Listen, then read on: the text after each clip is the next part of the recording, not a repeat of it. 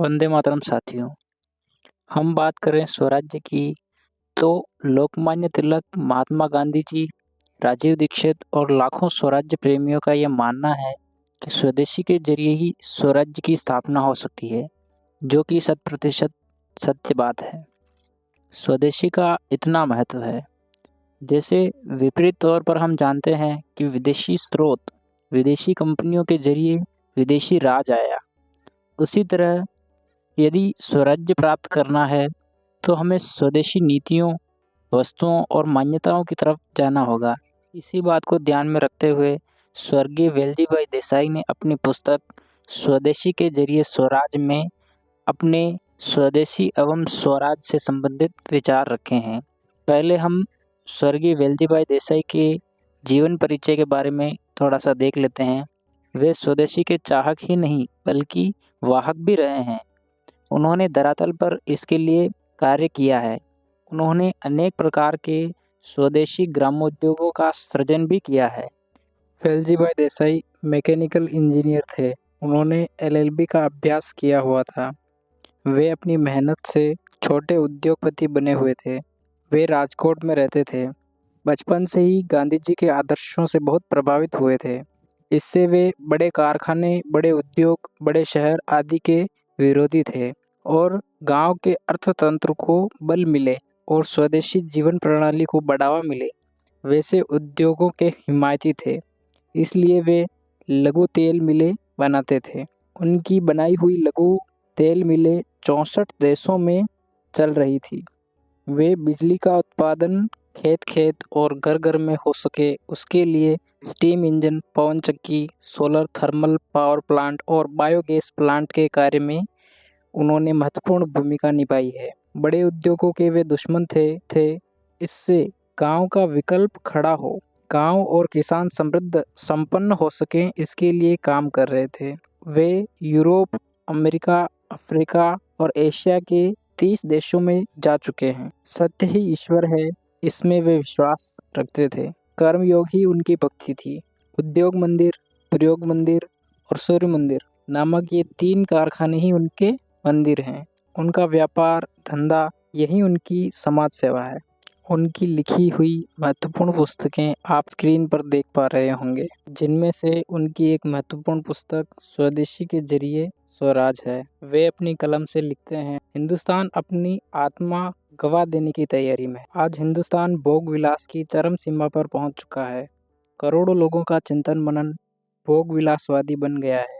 करोड़ों लोगों को जल्द से जल्द ज़्यादा से ज़्यादा पैसे कमाना वही चिंतन मनन है। जो धनवान सुखी लोगों के हाथ में कारखाने धंधे हैं और काफ़ी कमा रहे हैं, उनको भी और 2 गुना, 5 गुना, 10 गुना कैसे कमा लेना और अन्य उद्योग धंधे कैसे लगाना, उनके ही तर्क वितर्कों से मन बुरा हुआ होता है। जिनके पास अच्छी नौकरी है, उनके ओहदे का दुरुपयोग करके, भ्रष्टाचार करके करोड़ों रुपए कैसे इकट्ठा कर लेना, उसमें ही सतत व्यस्त रहते हैं। सरकारी तंत्र संपूर्णतया भ्रष्ट बन के बिल्कुल सड़ चुका है। सरकारी अधिकारी, कर्मचारियों के मानस भोगवादी बन गए हैं और खुद को मिली हुई सत्ता का दुरुपयोग करके, प्रजा को अन्याय करके, उनको निचोड़ लेने की आदत हो गई है। और जिन लोगों के पास ऐसा मौका नहीं है कि वे सब लोग किसी भी कीमत से पढ़ लिख के लुटेरे बन के यह व्यापक लूट और राष्ट्रीय डकैती में शामिल होने के लिए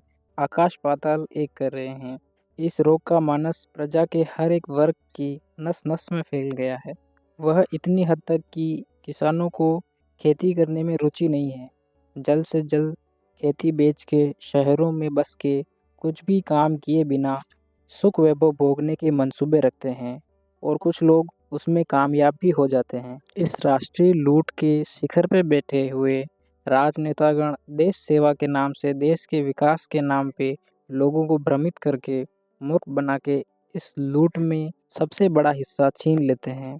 वह इस हद तक कि 100-200 करोड़ रुपए उनको तुच्छ लोगों के आंकड़े लगते हैं। उनका लक्ष्य तो हजारों करोड़ों से शुरू होकर लाखों करोड़ों तक पहुंचता है। इस तरह अपना देश भोग विलास के मानस से गिर चुका है और संपूर्ण अधोगति से बर्बाद हो चुका है। संपूर्णतया अपने देश की स्थिति किसी सुखी, संस्कारी, धनवान परिवार के बहके हुए बेटे के जैसी है। गलत रास्ते पे कुछ छंद में फंसे हुए बेटे के साथ अनिष्ट तत्व मिल जाएं और शराब जुए का इस्तेमाल करके उसकी संपत्ति छीन के आखिर में युवा को कर्जे में डुबा के बर्बाद कर देते हैं। ऐसी ही स्थिति अपने देश की है। नीति सदाचार का त्याग करके विकास के रास्ते पर चले हुए इस देश के करोड़ों की जनता को निर्दयता से टैक्स के जरिए लूट के अरबों रुपए नौकरशाही भ्रष्टाचारी नेताओं के द्वारा विदेशी कंपनियां और लुटेरों के पैरों में चढ़ाए जाते हैं और फलस्वरूप उनकी गुलामी में पूरा देश फंस चुका है। इसलिए जनता पायमाल हो चुकी है। 70 करोड़ लोगों की आमदनी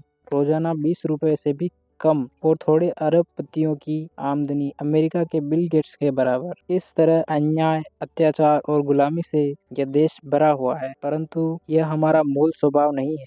हिंदुस्तान पुण्य भूमि है, कर्म भूमि है, त्याग भूमि है और धर्म भूमि है। इसलिए अपनी संस्कृति में, अपने संस्कारों में, अपनी जीवन पद्धति में नीति, सदाचार, त्याग, समर्पण के मूल बहुत गहरे हैं और किसी तरह के अनिष्टों को निकाल फेंकने के लिए सक्षम है। गांधी जी ने अंग्रेजों के सामने अहिंसक आंदोलन चला के ये साबित कर दिया है। वही रास्ते पे आज की परिस्थिति का उकेल है। गांधी जी हमारे बीच सदेह नहीं है, परंतु अक्षर देह स्वरूप उनके दिव्य साहित्य के जरिए अपने बीच हमेशा हैं। किसी भी प्रश्न के लिए उनका मार्गदर्शन तैयार है। मेरी समझ से अपने संस्कारों को सतेज करके आगे के पन्ने पे दिए गए गांधी जी के वाक्यों का अमल करके आज की अधोगति में से उपाय निकालने के लिए कैसे प्रयत्न करना चाहिए, उसका थोड़ा सा दर्शन इस छोटी सी पुस्तिका में दिया है। यह पुस्तिका पढ़ के जिसको ज़्यादा दिलचस्पी लगे उसको गांधी जी के मूलभूत पुस्तकें और उनका अक्षरदेह पढ़ के मार्गदर्शन लेना चाहिए। बहुत बड़ा आंदोलन खड़ा करके आज के अनिष्टों के सामने लोक जागृति करना बहुत जरूरी है। जब तक लोग चालू परिस्थिति में संतुष्ट हैं, तब तक क्रांति नहीं हो सकती। तो चालू परिस्थिति कितनी भयानक है वह हम लोगों को समझना चाहिए। आखिर में तो अमल कितना होगा वही महत्वपूर्ण है।